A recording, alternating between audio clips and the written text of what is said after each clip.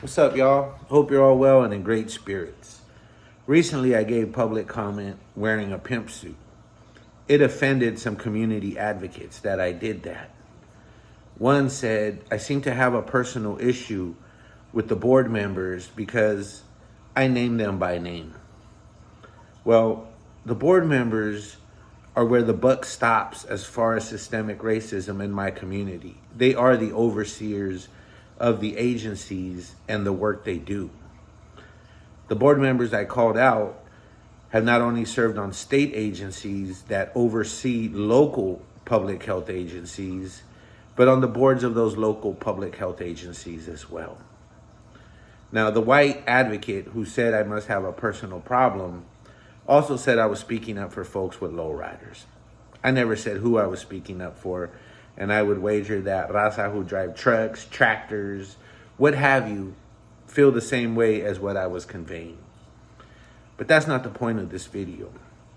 The point of this video is that those board members who I called out, one, I don't know that well, but he's given me the time of day, took my idea, and ran with it. People got a lot of money, grants, to carry out that idea. I wasn't given credit for it, that's fine, but it is being carried out.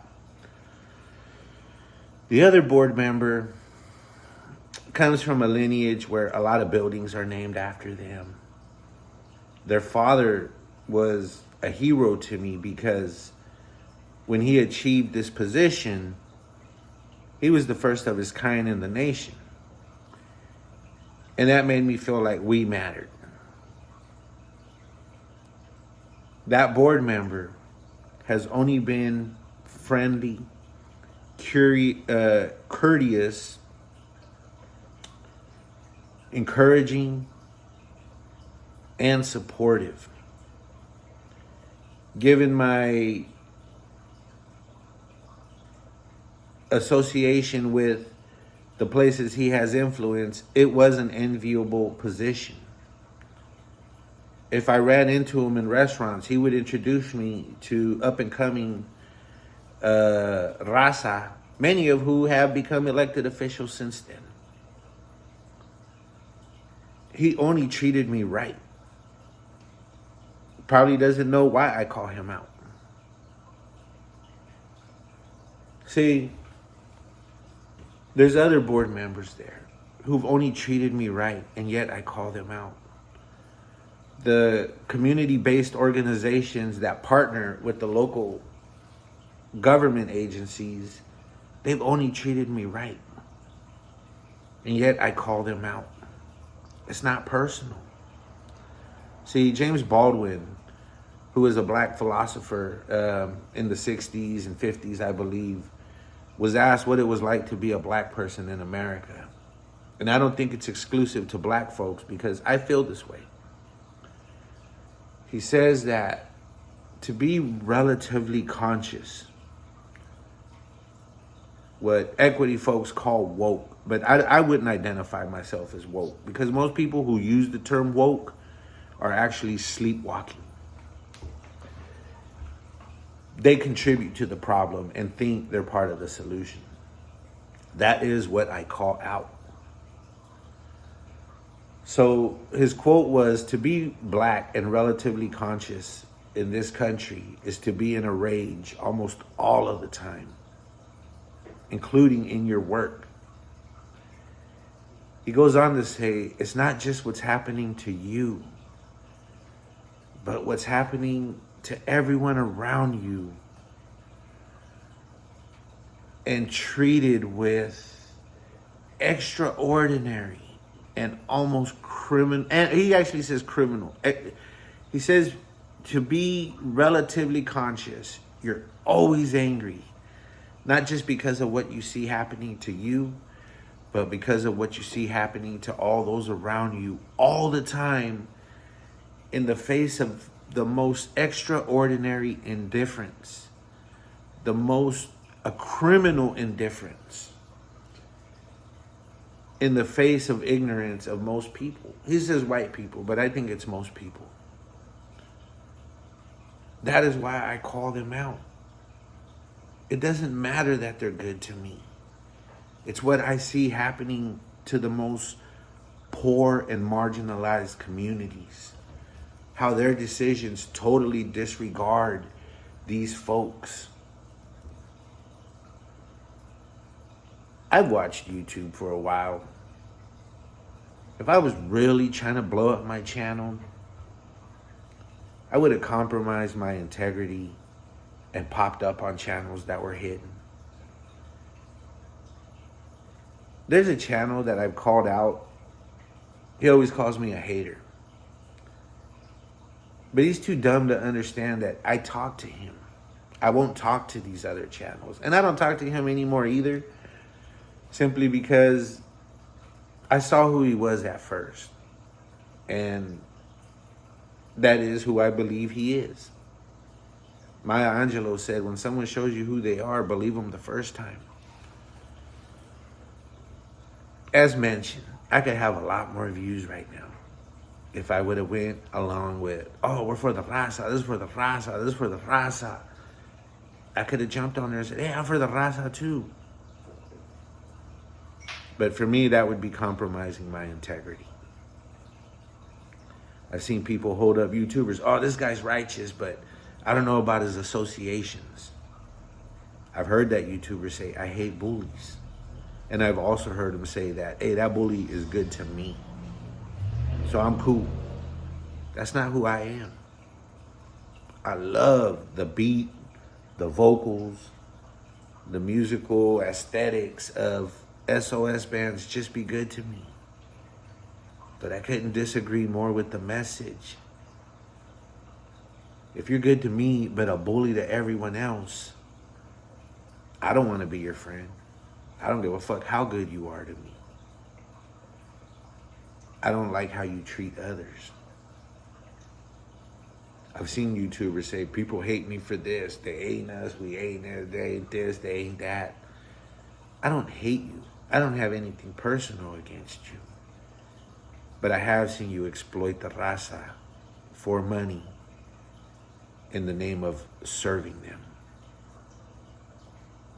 And that's a deal breaker for me. I don't care if you can give me 1,000 or 10,000 views and subscribers. I won't align myself with you. And these are petty YouTubers.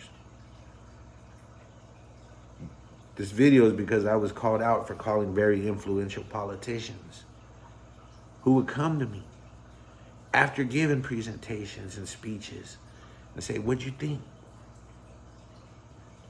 They would get off that stage where there's hundreds of people to see them and they would make a beeline to me. What'd you think? I said, when you were up there, you said that the people should hold you accountable.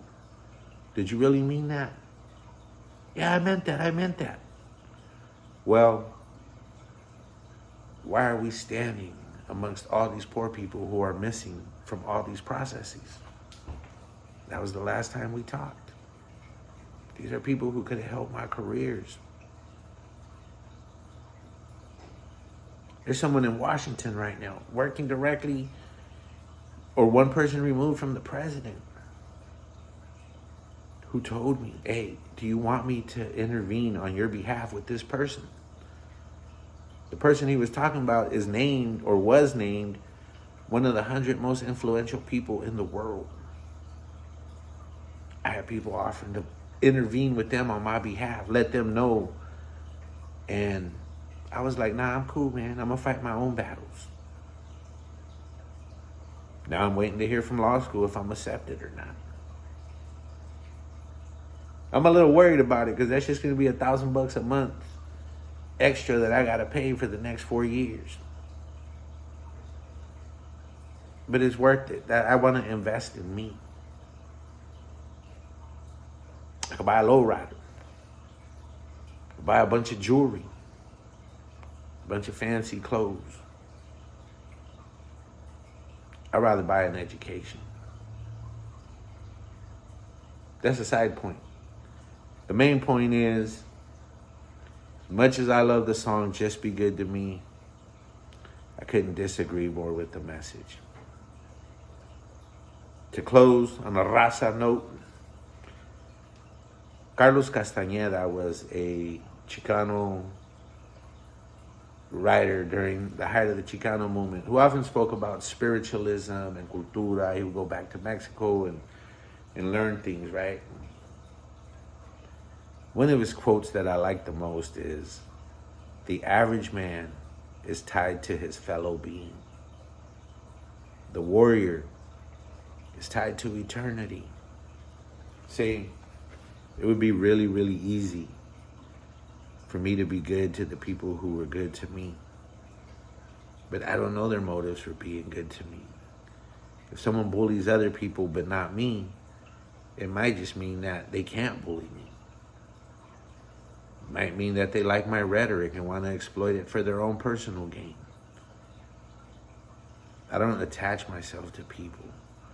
And where I am close to people, it's because they've attached themselves to the same cause that I have.